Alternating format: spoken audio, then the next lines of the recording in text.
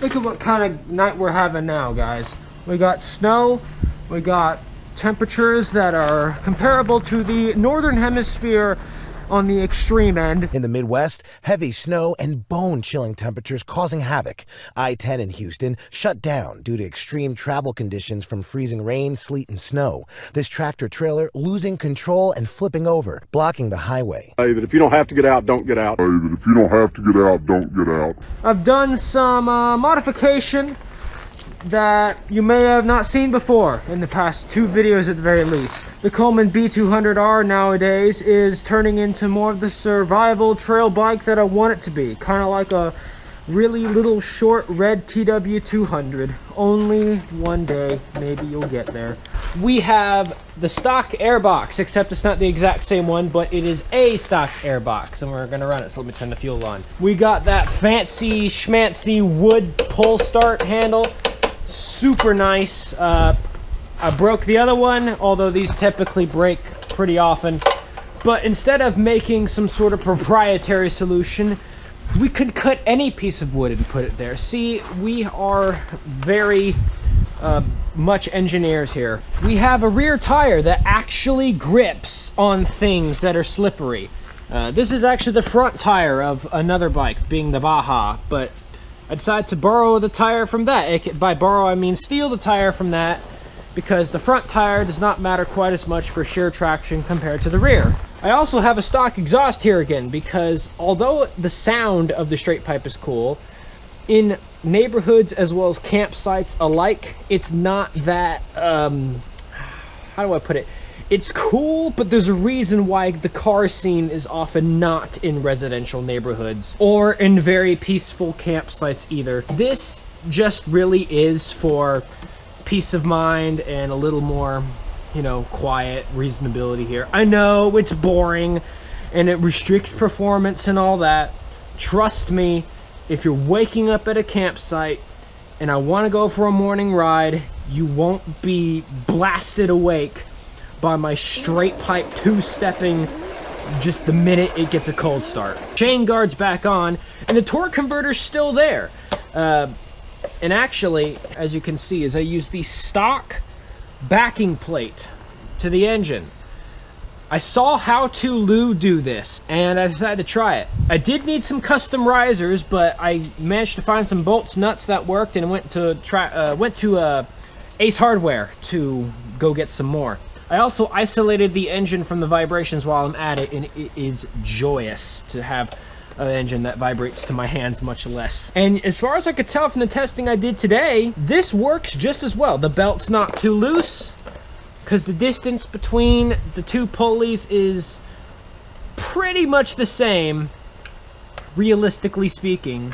Now, something I didn't do today, but pretty recently, was add some custom handlebar risers, aka by custom. I went to the hardware section of Ace and just found stuff that worked to raise the handlebars up. And it actually works pretty well. It's about 1.5 inches over the stock.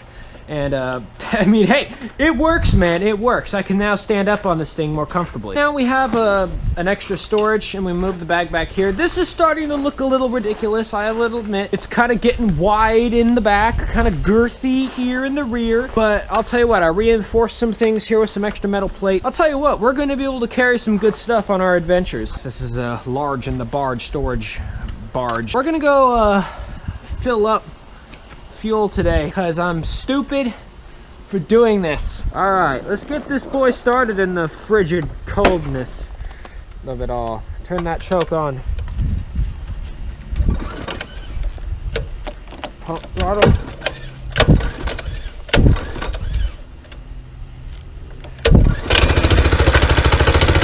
All right, we gotta let it warm up because we're in not warm temperatures.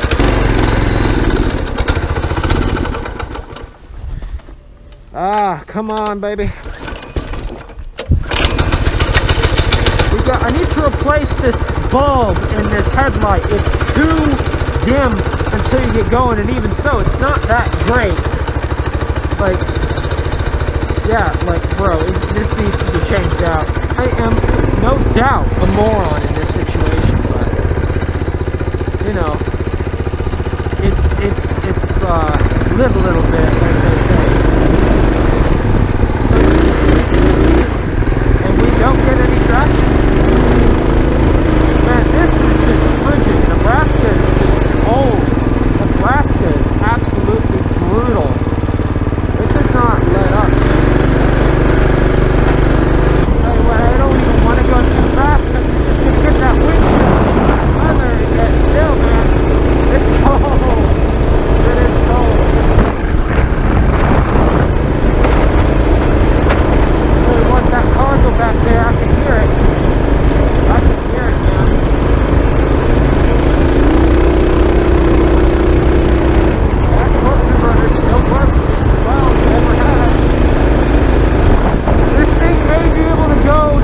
some adventures, but holy moly, the human body is not meant to endure the wind chill that this thing can put you through in the cold, or any motorcycle ever matters that.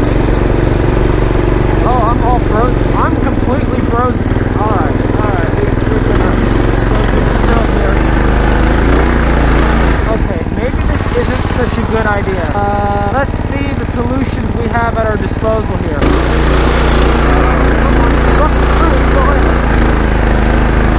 I'm having a doggy paddle on this.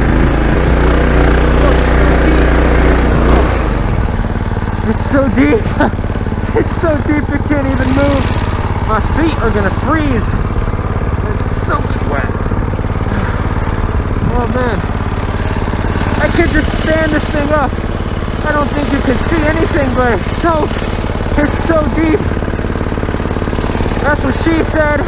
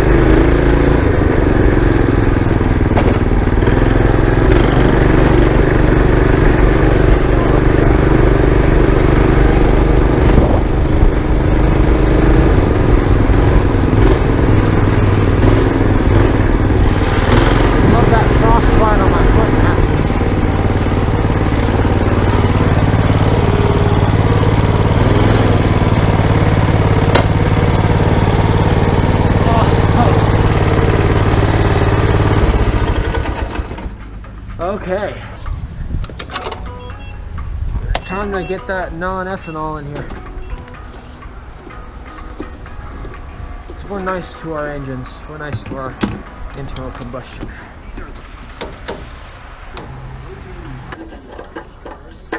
Screw down. Did I get a receipt for that? Thanks, man. What kind of bike is it? A Coleman.